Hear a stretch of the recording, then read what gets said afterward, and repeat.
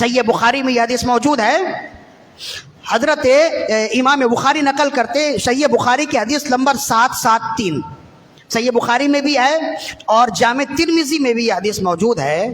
فرماتے ہیں کہ رسول اللہ صلی اللہ علیہ وسلم نے ایک صحابی کو مسجد قباء میں امامت پر مقرر فرمایا، منتخب فرمایا، متعین فرمایا امامت کے لیے. مسجد قباء مدینہ طیبہ میں ہے مسجد قباء، اور جو بھی لوگ مدینہ طیبہ جاتے ہیں مسجد قباء کی بھی زیارت کرتے ہیں. رسول اللہ نے یہ حدیث بھی ارشاد فرمائی کہ جو یہ مسجد نبوی سے مسجد قباء جائے گا تو اسے ایک حج کا ثواب ملے گا، بالخصوص ہفتے کے دن. تو زائرین جب بھی جاتے ہیں تو وہ التزام کرتے ہیں کہ ہفتے کے دن مسجد قباء کی زیارت کو جائیں. تو لوگ جاتے ہیں بحمدہ تعالیٰ. ہم نے بھی مسجد قباء کی زیارت کی، وہاں دو رکعت نماز پڑھنے کی سعادت بھی ملی. 2 رکعت نماز یا غالباً ظہر کی نماز ہم نے وہاں ادا کی تھی. تو مسجد قباء کی امامت کے لیے رسول اللہ صلی اللہ علیہ وسلم نے ایک صحابی کو مقرر فرمایا، منتخب فرمایا. صحابی کا نام حدیث میں تو نہیں ہے، اسی کی شرح کرتے ہوئے ابن حجر نے بھی لکھا، اور بالخصوص امام علامہ عینی رحمہ اللہ نے عمدۃ القاری شرح بخاری میں لکھا. اس صحابی کا نام تھا حضرت کلثوم بن ہزم الانصاری. کلثوم بن ہزم الانصاری رضی اللہ تعالیٰ. انہیں امامت پر مقرر فرمایا رسول اللہ صلی اللہ علیہ وسلم نے. اب ان کا طریقہ یہ تھا کہ یہ جب بھی نماز پڑھتے، کوئی بھی نماز پڑھا رہے ہوتے، چاہے وہ سری نماز ہو چاہے ظہری نماز ہو، ہر نماز کا آغاز، ہر رکعت کا آغاز کرتے، تلاوت جب کرتے، سب سے پہلے قل هو اللہ شریف پڑھتے اور اس کے بعد کوئی دوسری سورت پڑھتے. سب سے پہلے قل هو اللہ پڑھتے ہر رکعت میں، اور ہر نماز میں قل هو اللہ پڑھتے اور اس کے بعد پھر کوئی دوسری سورت پڑھتے. قل یا ایھا الکافرون پڑھ لیں یا تبت یدا پڑھ لیں یا علم ترى پڑھ لیں یا کوئی بھی قرآن مجید کی کوئی آیت پڑھتے، جیسے کہ عام ائمہ پڑھتے ہیں نا نمازوں میں، کوئی بھی سورت پڑھ لیتے ہیں. اور خود قرآن مجید میں ہے فقرؤوا ما تیسر من القرآن، جو بھی میسر آ جائے، جو تمہیں آسانی ہو جائے نماز میں وہ قرآن پڑھ لو.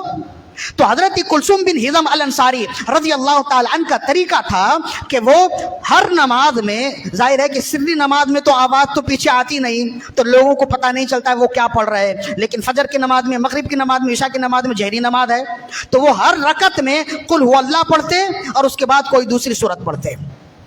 تو صحابہ کرام کو یہ عجیب بات لگی. انہوں نے روکا اور کہا کہ ایک رکعت میں ایک سورہ ہی کافی ہے، اور آپ ہر رکعت میں سورہ اخلاص پڑھتے اور اس کے بعد کچھ اور پڑھتے، یہ ناکافی، یہ بہتر نہیں ہے. جب ایک سورت ہی کافی ہے تو ایک سورت ہی پڑھ لیا کریں، کوئی بھی سورت. اور یہ وہ طریقہ ہے جو رسول اللہ صلی اللہ علیہ وسلم کا طریقہ نہیں ہے. تو انہوں نے کہا کہ بھائی میں تو ایسے ہی نماز پڑھاؤں گا، جس نے میرے پیچھے پڑھنا ہو میرے پیچھے پڑھے، اور جس نے نہ پڑھنا ہو کہیں دوسری جگہ جا کر پڑھے، میں تو ایسے ہی نماز پڑھاؤں گا.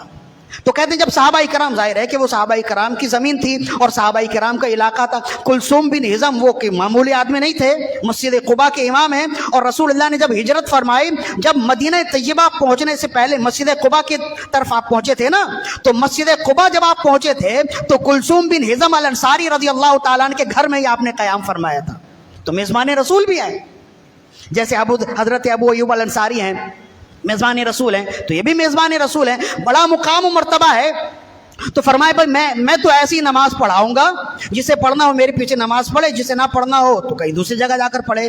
تو صحابہ کرام رسول اللہ صلی اللہ علیہ وسلم کی بارگاہ میں حاضر ہوئے، عرض کرنے لگے یا رسول اللہ، اور صحابہ کرام جیسے نماز پڑھاتے یہ تو ویسے نماز نہیں پڑھاتے، جیسے آپ نے حکم دیا ہے، ہم نے جیسے آپ کو دیکھا ہے یہ تو ویسے نماز نہیں پڑھاتے، یہ تو ہر رکعت میں قل هو اللہ پڑھتے اور اس کے بعد پھر کوئی اور سورت پڑھتے. تو یا رسول اللہ جب ہم نے انہیں منع کیا تو انہوں نے ناراضگی کا اظہار کیا. فرمائے جو میرے پیچھے پڑھنا چاہتا ہے میں تو ایسی پڑھاؤں گا، اور جو میرے علاوہ کسی دوسرے طریقے سے پڑھنا چاہتا ہے وہ کہیں دوسری جگہ جا کر پڑھ لے. تو رسول اللہ صلی اللہ علیہ وسلم نے انہیں طلب فرمایا، صحیح بخاری کی حدیث، طلب فرمایا، آپ نے انہیں بلایا اور فرمایا کہ تم ایسا کیوں کرتے ہو؟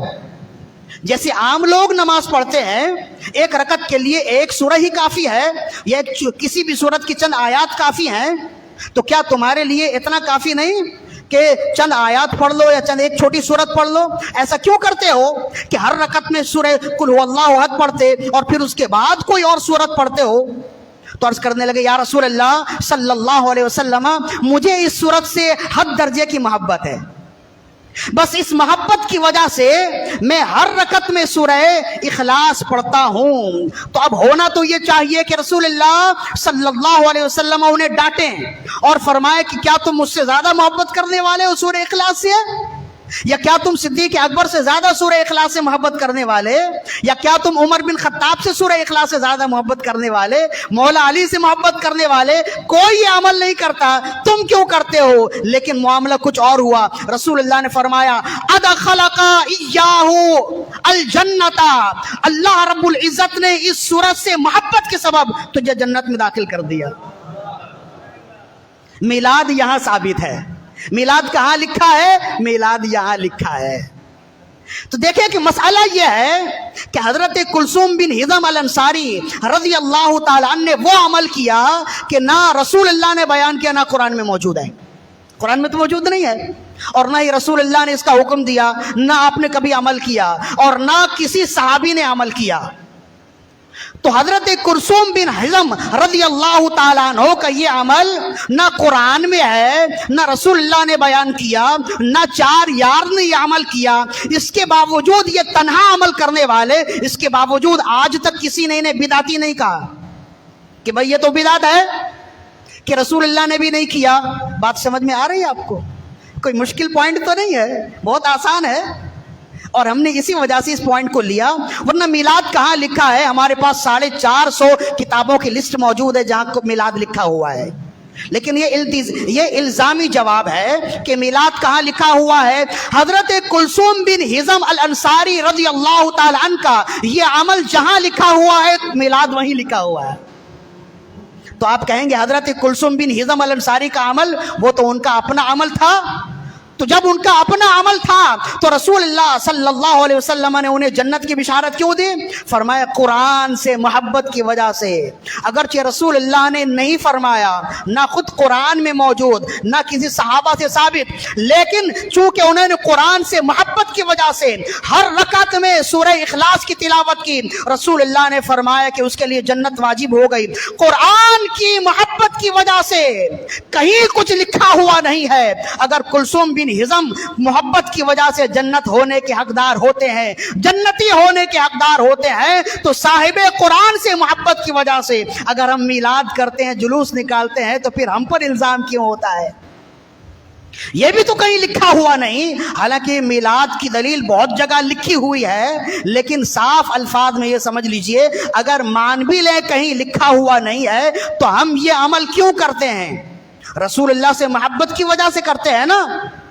تو جب حضرت کلثوم بن ہضم الانصاری رضی اللہ تعالی عنہ کا عمل قرآن کی محبت کی وجہ سے اچھا ہے تو میلاد منانا، جلوسوں میں شرکت کرنا، صلاۃ و سلام کھڑے ہو کر پڑھنا اگر کہیں نہ بھی لکھا ہو، چونکہ ہم رسول اللہ سے محبت کی وجہ سے کرتے ہیں تو یہ بھی اچھا ہونا چاہیے.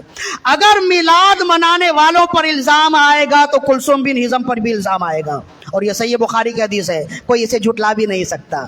تو چونکہ تم صحابی رسول پر الزام نہیں لگا سکتے، نہ تمہاری ہمت ہے نہ جرت ہے، تم نہیں لگا سکتے، تو جیسے ان کا عمل محمود ہے میلاد منانے والوں کا عمل بھی محمود ہے.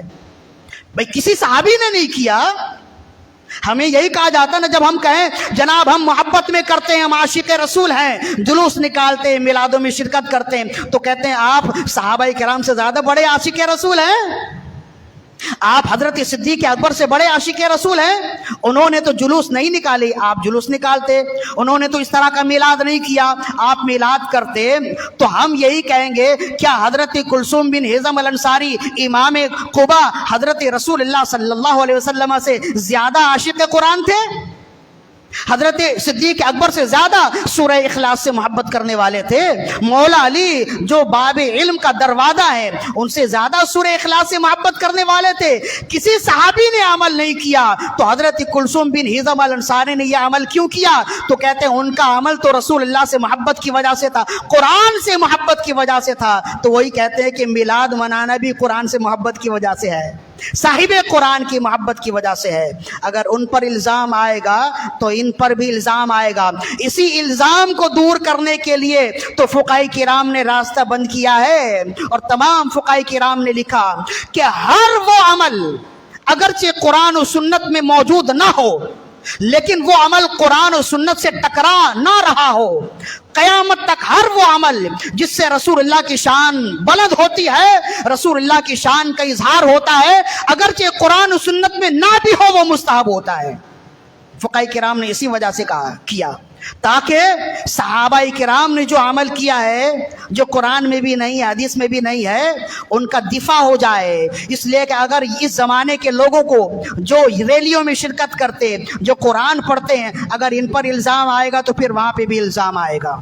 لہذا ہم نے ان پر بھی الزام کو دور کرنا ہے، اور صحابہ کرام تو ہمارے سروں کے تاج ہیں، تو ان سے بھی الزام کو دور کرنا ہے۔